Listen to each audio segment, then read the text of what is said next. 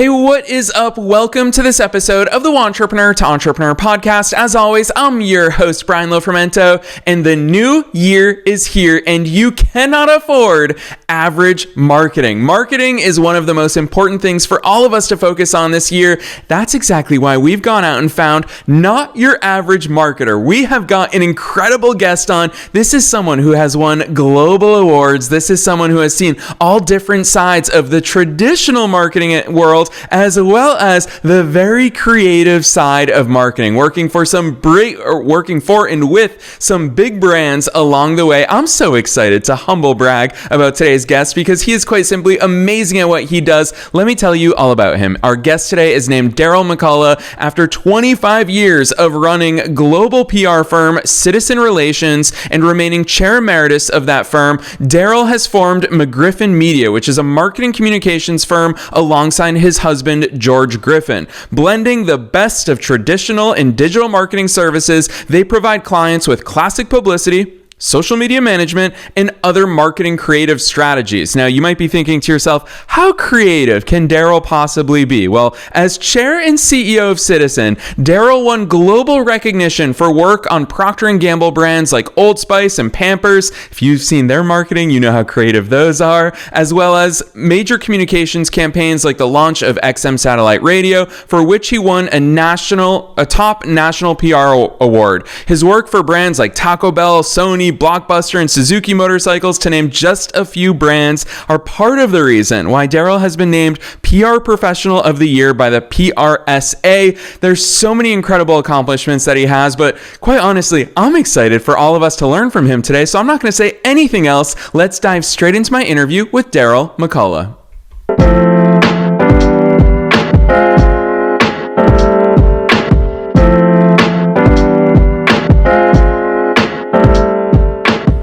All right, Daryl, I'm so very excited that you're here with us today. First things first, welcome to the show.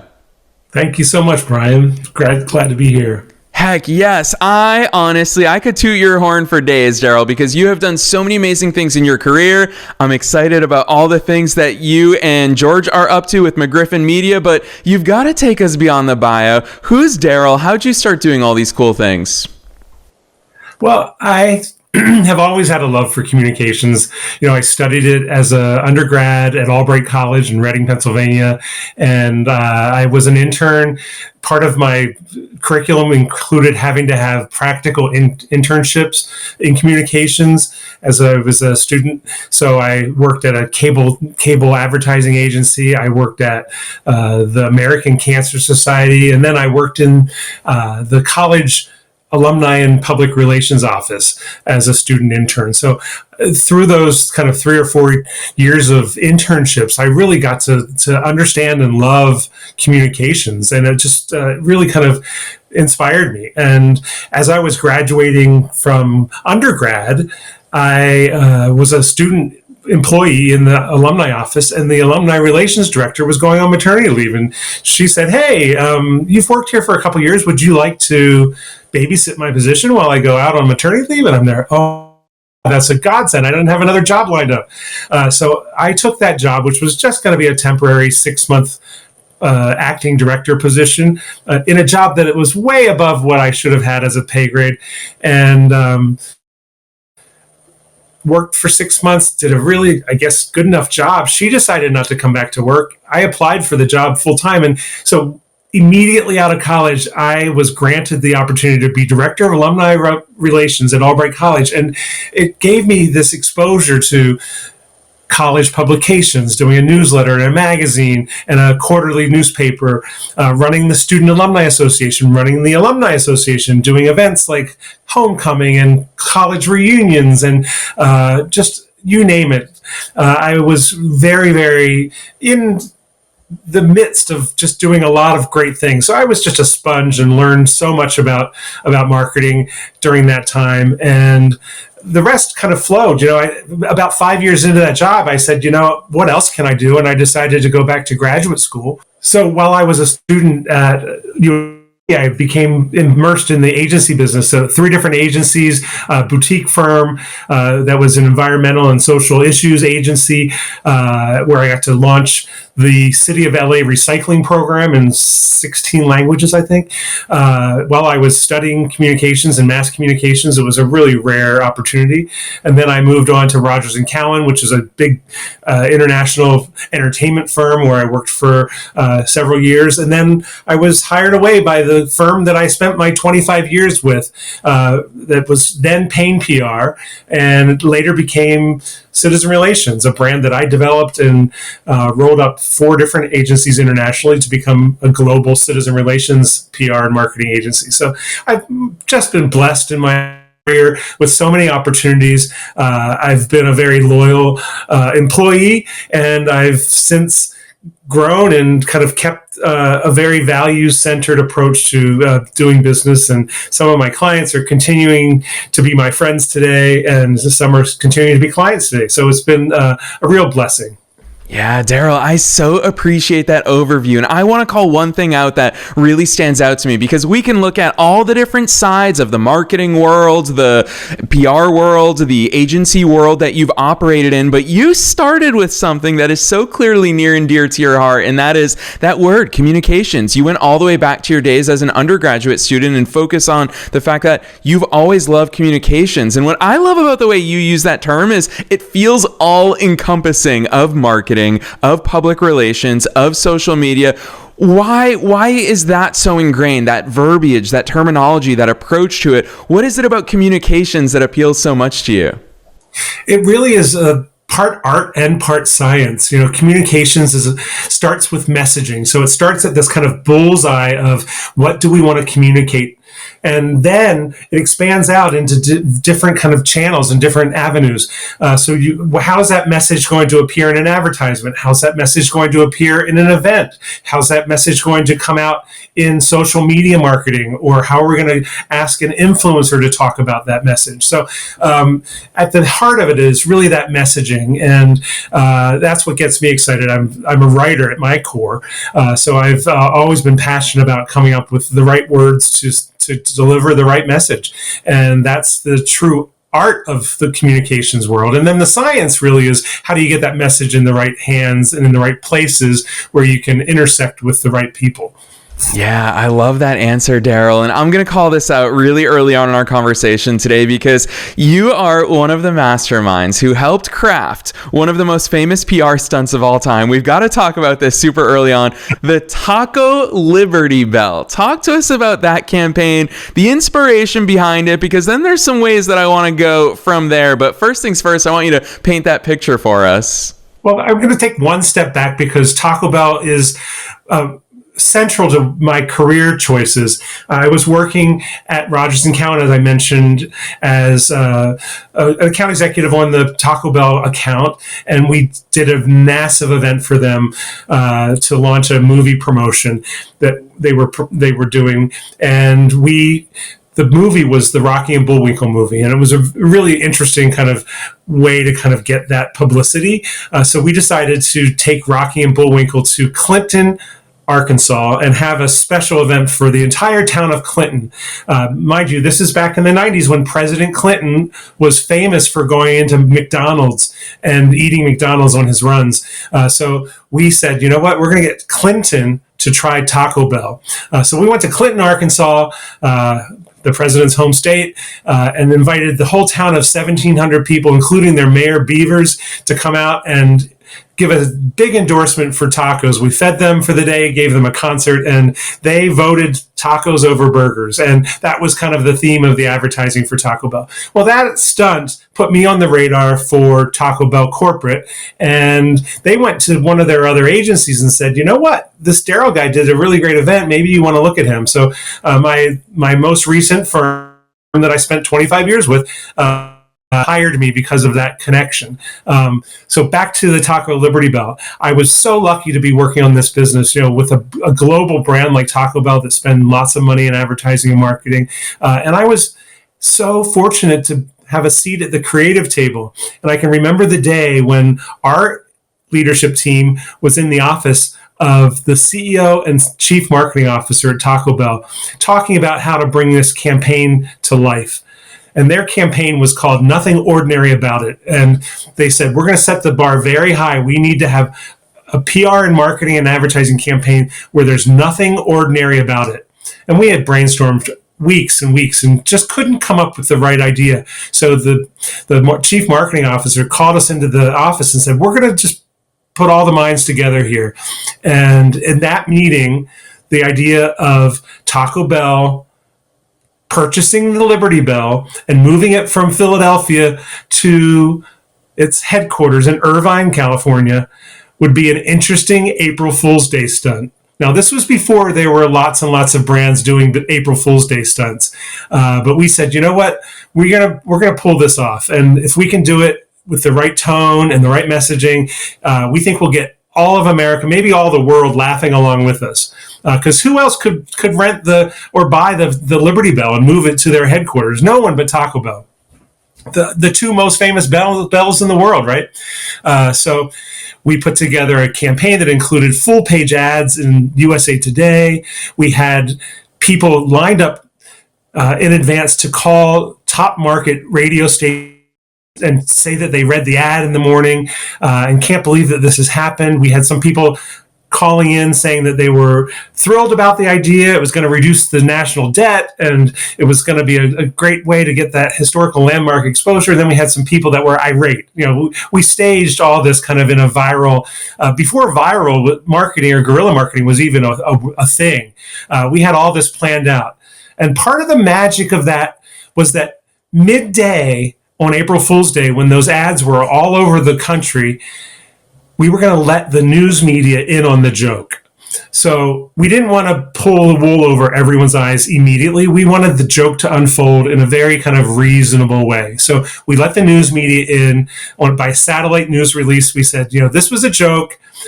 We gave them some B-roll of someone dressed up as William Penn moving a paper mache bell into the Taco Bell headquarters. So we gave them the assets to help tell that story.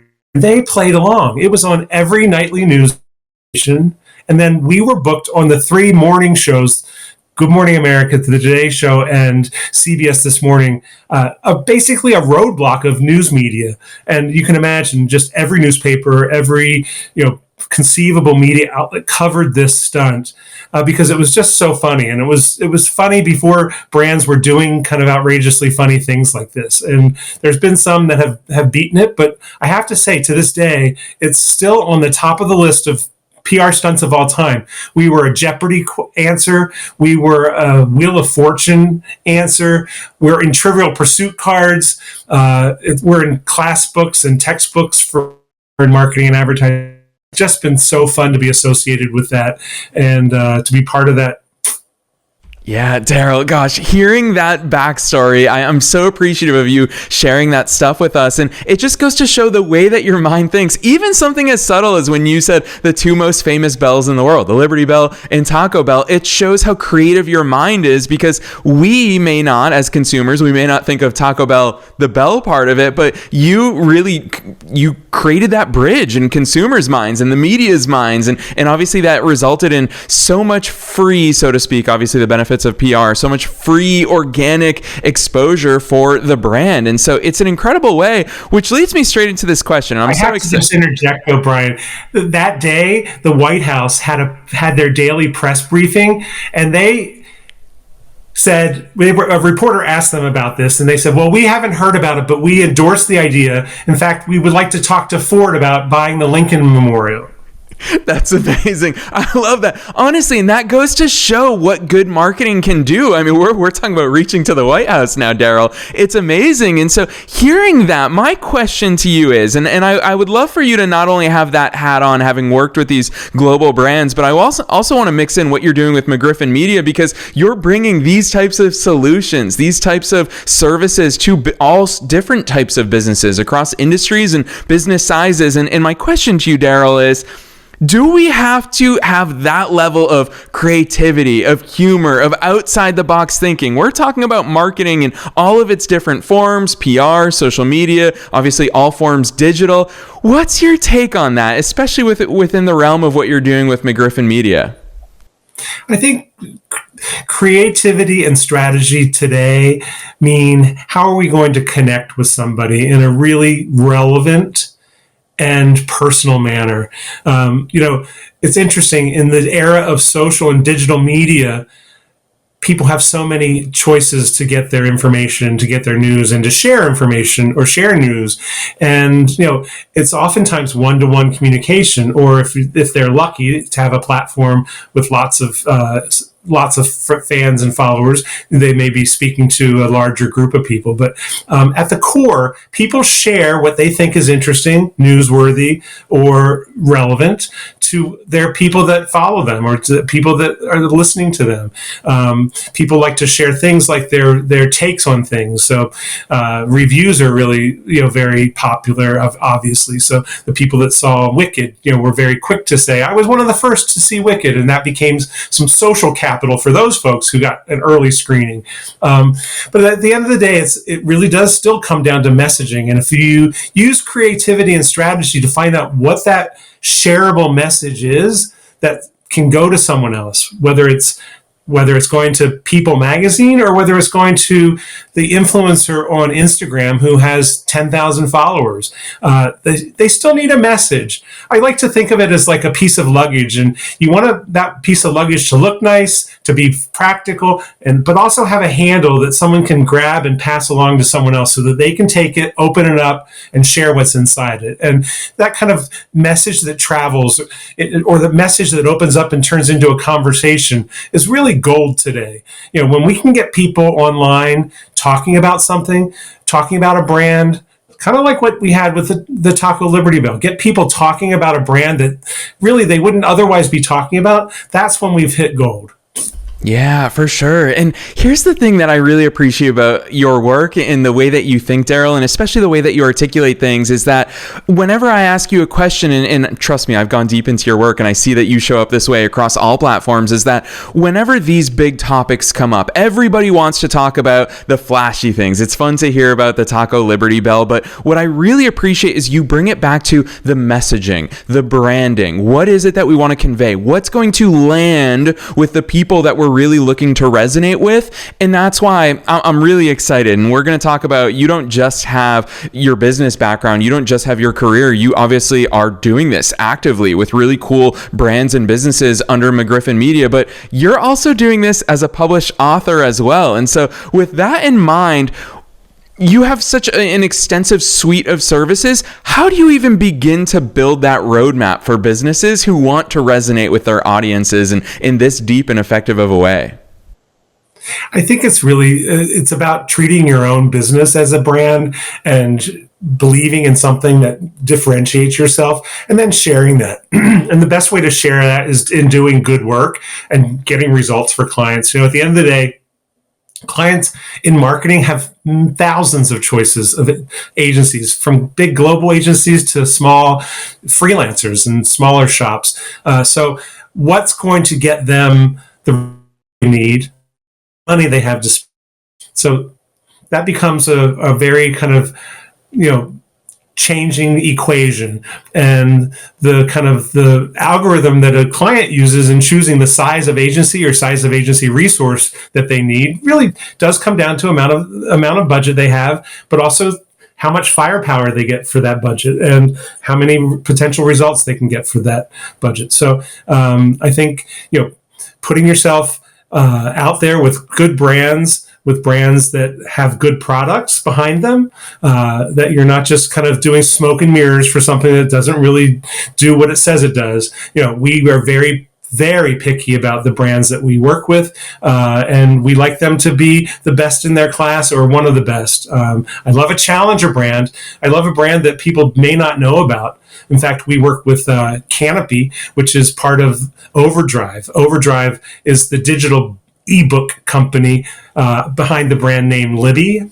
If you have a library card, you may be renting digital books or getting digital books through the library with your Libby card. Well, your Canopy card is also through libraries and gets you films and TV programs all through streaming at canopy.com. And that's a challenger brand because it's relatively newer than some of the other streaming players. It's certainly no Netflix, and it's certainly no Hulu. So we have a big opportunity to get them brand awareness. But imagine having a brand like Canopy that's got 30,000 films available for free with no ads, all with your library card. Now, what a fun brand to market.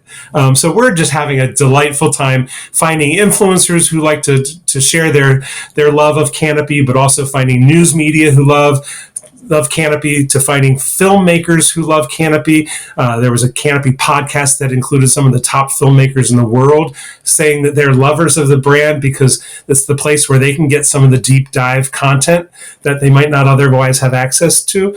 So it's just, it's about attaching your business with the brands that you can be a champion of and a fan of yourself.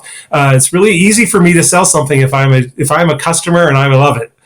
Yeah. Daryl, I'm glad that you called that out, because if you didn't, then I was going to, but I do still want to echo it for listeners, is that we can talk about the different platforms and the different marketing channels. You called out influencer marketing and podcasting, and there's a million different marketing channels that we can all talk about and that we can build into our strategy. But it's that one ingredient that I think is too often overlooked, which is you love this stuff. Even here on the air talking about one of your real life clients, you actually love their product and you love the solution that they bring to their marketplace. And I think that that's so important. And so it makes me want to ask you this publicly, which is, how do you begin to put together that marketing mix? Because you're so passionate, and also in your case, because you have so many different tools in your marketing toolkit, how do you even begin to choose? Because let's face it, there's only so many things that we can do simultaneously. You're great at PR. You have a really deep understanding of social media and digital communications.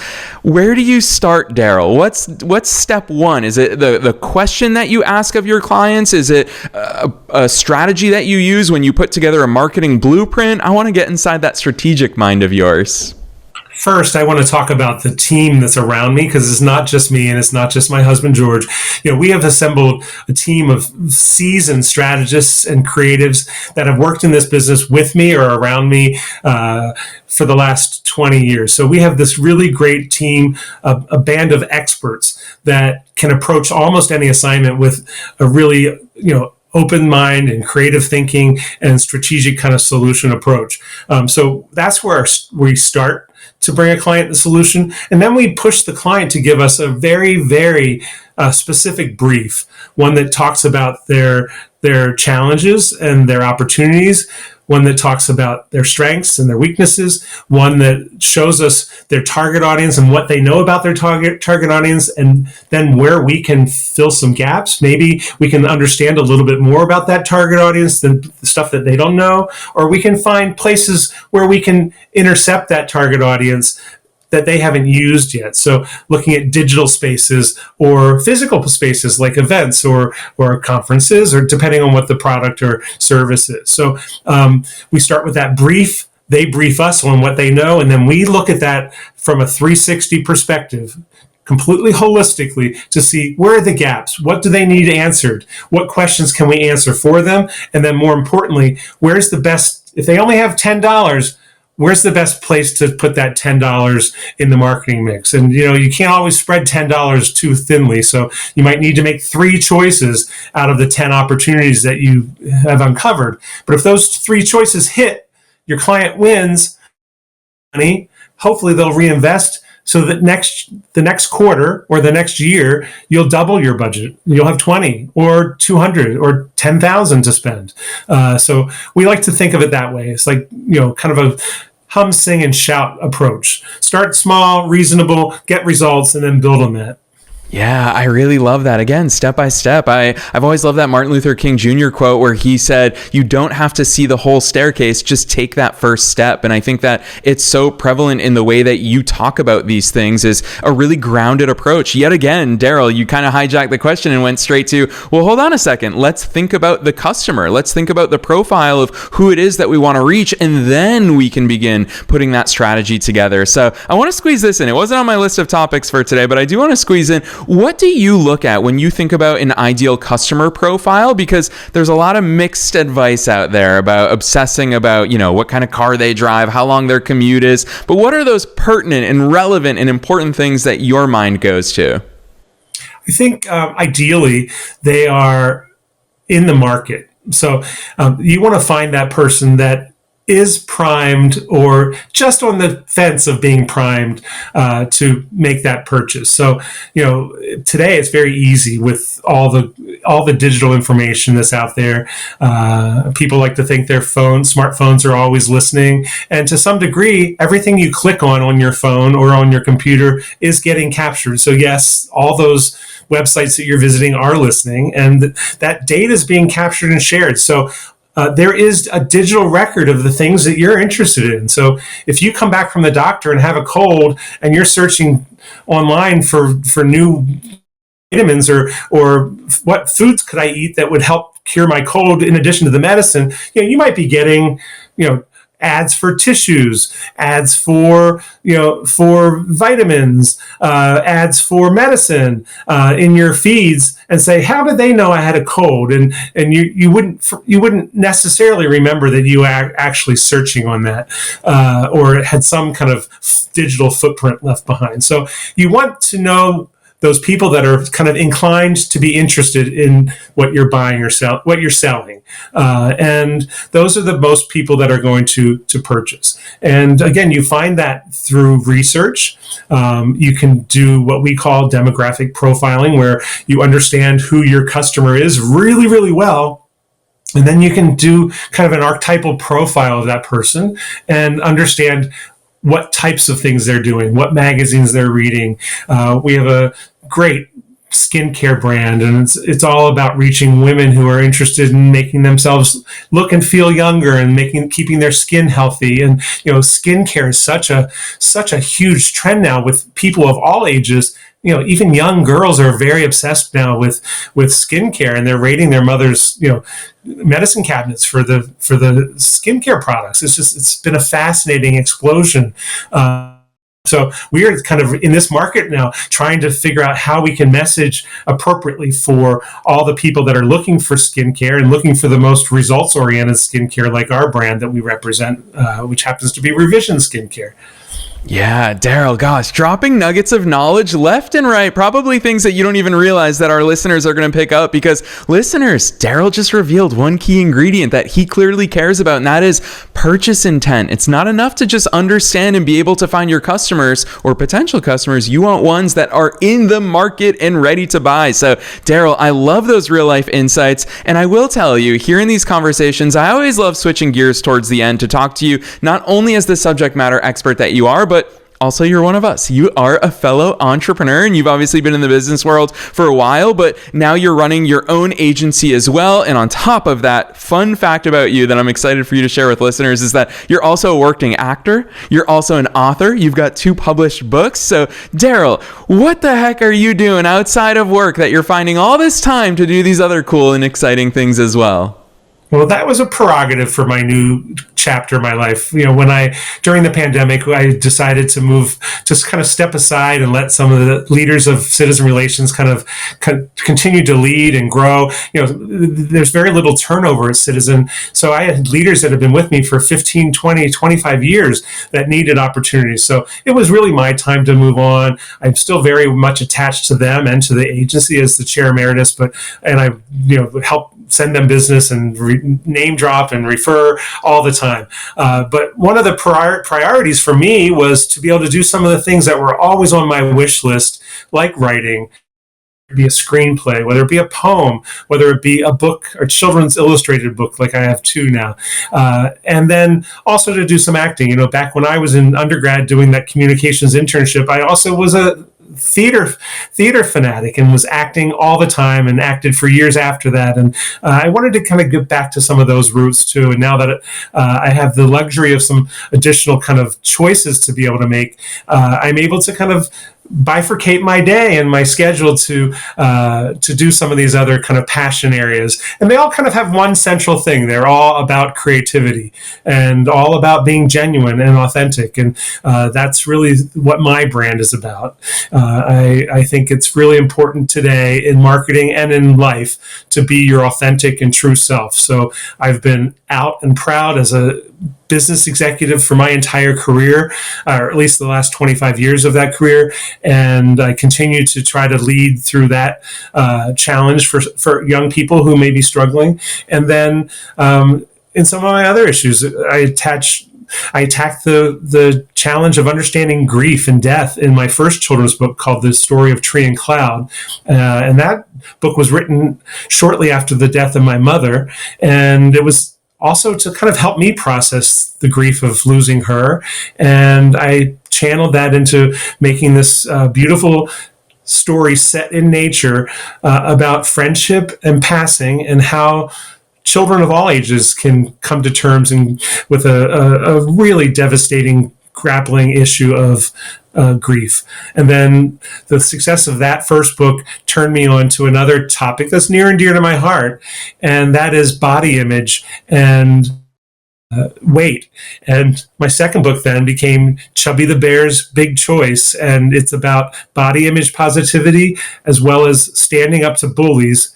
And this book has really been transformative. It's really changed a lot of people's lives. I get cards and letters from people who said that this has touched their son or daughter, or it's made them as an adult who's grappled with body image. It's helped them kind of process some of those feelings of shame and find their own voice and find their own strengths that they can be proud of. So I'm really proud of those two books, and hopefully there'll be more to come. There's been requests to have another chubby book down the road. And again, I've got lots of ideas. My career has been about creative ideas, and now I'm doing it both for clients, but also a little bit for some of my own passions. Yeah, gosh, I so love that, Daryl. And I just want to say publicly here how much I love and admire and really appreciate the way that you show up in the world, because all of these things are not only about you having that awareness and going through these experiences and obviously getting great at your craft, at all the different things that you do, but most importantly, and it shows in the way that you showed up here today, is that you take all of those things and you show up in the world for others and in service of others. So very publicly, I just want to give you those kudos, because it's so incredible the way that you do show up. And I'm going to thank you in a few minutes as well for doing that here on this show. But before we get there, I always love asking this super broad question. You can take it in any direction you want, and that is, what's your one best piece of advice? Knowing that we're being listened to by wantrepreneurs and entrepreneurs at all different levels of their own personal growth journeys, what's that one thing that you want to impart on them today? Well, first, I just want to thank you, Brian. You're also doing God's work in this, sharing this message of entrepreneurship and inspiring people to take the leap. It's scary, it's daunting, but it doesn't need to be. There's a lot of support systems out there, and you're one of that. You're part of that support infrastructure. So congratulations to you for the success of your podcast and all the other things that you inspire. I think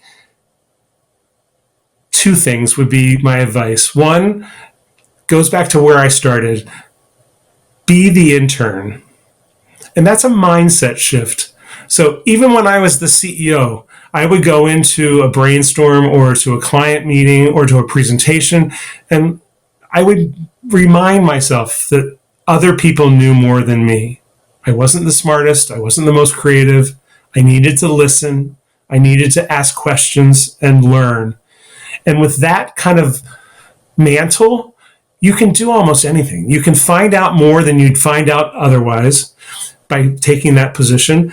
And you can be more inspiring of teamwork, of collaboration, the things that are really essential to success, whether you're a 2-person small business or whether you're a 22-person small business or whether you're leading a 22,000-person global operation. Collaboration, teamwork, respect, understanding how people get along, and how when people get along and are treated well, they'll do their best work. Those principles are really important. So be the intern and learn to understand human nature, the things that really make people tick. And that combination will be different for everybody. Everybody will show up differently, but it will come up it'll manifest itself in really powerful and motivational ways. Boom. Incredible advice from start to finish. And Daryl, I'm so appreciative of your kind words along the way. And once again, seriously, the way that you show up so generously. And also, I want to add, because this is a trait that I so deeply appreciate, and really I'm grateful for this fact. And it's one of the founding principles of this show, is how transparently you show up, Daryl. You love talking about this stuff. You love sharing this stuff. And I think that that's so important for us. You and I have both talked about inspiring others and getting others to take that leap of faith and do something with the things that are meaningful to them. And I think part of that is when we show up transparently in the way that you so generously do, it does inspire others because it shows the realities behind the situation. You even said it. It's part of your advice of being the intern, is just saying, I'm not the smartest one in the room, and I look forward to learning from others. So, Daryl, gosh, so much goodness that you're putting into the world. I have no idea what links you're going to drop on us, because I feel like you're up to so many cool things with McGriffin Media, with your books, with your personal brand, and all the great stuff you're doing. So whatever links you want, for listeners who want to go deeper, as I know that they will, drop those links on us. Where should listeners go from here? You can follow me on LinkedIn. That's a great professional site to connect. I'm at Daryl McCullough on LinkedIn. Make sure you see this face, the picture, to make sure you're getting the right person. At Daryl_MC on Instagram, or author_Daryl MC on Instagram. Those two are my Instagram pages. And then McGriffin Media is mcgriffinmedia.com. So you can send me a note through that website, or reach me at any of those other places, or pick up the old phone and dial me. Heck yes, I love that, Daryl. And listeners, you already know the drill. We're going to make sure that you can find Daryl super easily. It'll be his face that you see when you check the links down below in the show notes, no matter where it is that you're tuning into today's episode. We're linking to his personal social channels. We're linking to McGriffin Media. We're dropping links to his books as well. So don't be shy. Wherever it is that you're tuning in, make sure you check those show notes out, and you can click right on through to all of those places that Daryl just mentioned. So Daryl, on behalf of myself and all of our listeners around the world, thanks so much for coming on the show today. Brian, what a pleasure and a joy. Thank you, and happy holidays to everyone.